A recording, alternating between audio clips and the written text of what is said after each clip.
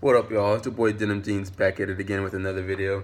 And today we're just going to be talking about the two games that went on yesterday between the Nets and the 76ers, and then the Clippers versus the Warriors. So we're just going to jump right into it, start with the Nets versus the 76ers. It's a fun game to watch, man. Everyone loves to watch a bunch of scoring going on. 145 to 123 victory for the 76ers. They tie the series up 1-1, headed to Brooklyn for Game 3. And they put up 51 points in the third quarter, the most points in a quarter, tied for the most points in one quarter in playoff history.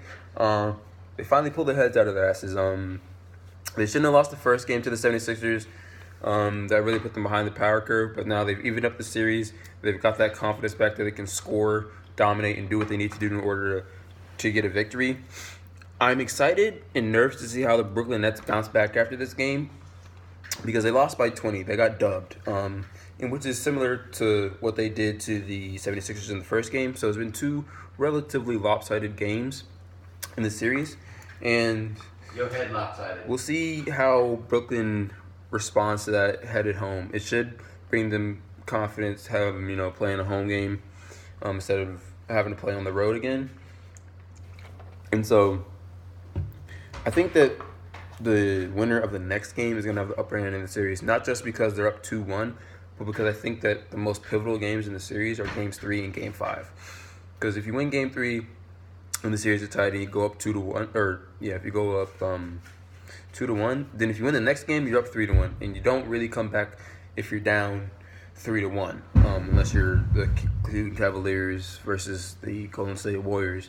But typically speaking, if you're down 3-1, you don't come back from that deficit. Yes, bro. What's up? What do you want? I'm blessing your video right now. I appreciate you. Now get out of here. You know they watch for me. Damn, bro. Ow, calm down. See what happens when you mess with me, dog? Bust his ass. First of all, I step on your foot. You kick my chair. Anyway, before I so rudely interrupted, like I was saying, Game 3 and Game 5 are the most pivotal games in the series, because if you're in Game 5 and then it's tied 2-2, or it's if it's tied 2-2, then you go up 3-2. You win the next game, you win the series. And so it puts a lot of tension, a lot of nerves, a lot of pressure on the team that's down in the series, because they have to win the next game, statistically speaking, to have a good chance of winning the series. So the 76ers need to come out on the road, win Game 3, so they're going into Game 4. They don't feel the pressure to win it, to win the game like they would if they were down 2-1. So 76ers came out, did what they needed to do, bounced back from the loss that they had in Game 1, which I expected out of them. I didn't expect them to lose Game 1, but I definitely didn't expect them to lose 2 games in a row. So now the series is tied up. Game 3, pivotal game of the series. I'm excited to watch it, and hope Embiid and Simmons can come out and ball like they did in this last game. Now to the fun game, the craziest playoff game that I've dang near ever seen. Lou Will, Sixth Man of the Year. Best Sixth Man of the Year. First of all, I'm 22 years old. Don't disrespect me. Best playoff game I've dang near seen in my entire life. Los Angeles Clippers down 31 points halfway through the third quarter, come all the way back to beat the Golden State Warriors. Unfortunately for the Warriors, DeMarcus Cousins got hurt, and he's out for the rest of the playoffs because he tore a leg in his quad. I don't know if you guys saw the picture, but the muscle is sunken in. That shit is torn. Third splash, bro. So, he's out for the rest of the series. I guess Kevin Looney will probably be the one to step in for him. Excuse me. Or they may throw in Jerebko or Jordan Bell and throw Draymond at the center. We'll see what they do. But I would assume it's going to be Kevin Looney just stepping in for that center spot since DeMarcus Cousins is out. Steph Curry goes off for 30 this game. Lou Will goes off for 36 this game. And the Clippers, they just fight. They got all the fight in them. All the fight for anyone that will ever need any fight in them. And it was really, really fun to watch. I did expect the Clippers to take a game off of the Warriors just because they have all that scoring ability on them. Lou Will, Montrezl Harrell, when he's on his game, can score. Landry Shamet hitting that clutch three because that's all he does is shoot in threes and make them. if you actually look at his box score, he's 4 for 9 from the field and 4 for 9 from three. So all he does is shoot threes. You got Gallinari that can score for your team. They can score too well, in my opinion, to get swept. In case in point, I didn't think it'd be in this fashion. I did not think they were going to come back from being down 31 points, but they did. They did it, and they're going to lose in 5 games because the Warriors aren't going to let that shit happen again.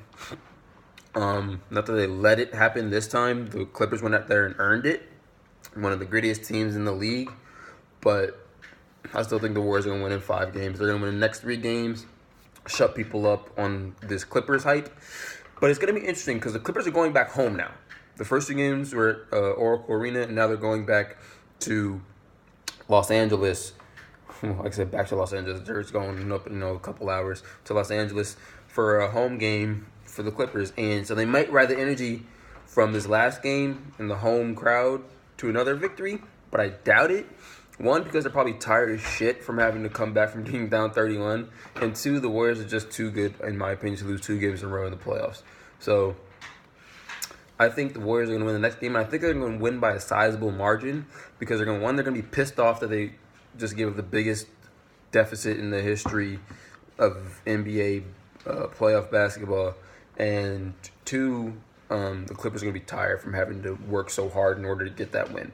So Warriors win the next game, have upper end of the series, take that momentum into the next game, win game 4 and 5, and finish this series out in 5 games. We'll see if Steph Curry can keep up what he's been doing because right now he is the MVP for this team, carrying them. Kevin Durant, still doing his thing, still one of the best players in the league, but he had 9 turnovers last game. God damn. I know, right, bro? Which is like a stupid amount of turnovers, especially for someone who doesn't even handle the ball as much as he does. Like, obviously, he handles the ball a lot, but when you have Steph Curry, Klay Thompson, DeMarcus Cousins, who only played 4 minutes before he got hurt, and Draymond Green, you don't handle the ball as much as when he was like on the Thunder and stuff like that. So you can't have 9 turnovers. Plus, he fouled out too. So he played a really terrible game, and Steph Curry tried to do everything he could, shooting 5 of 11 from 3.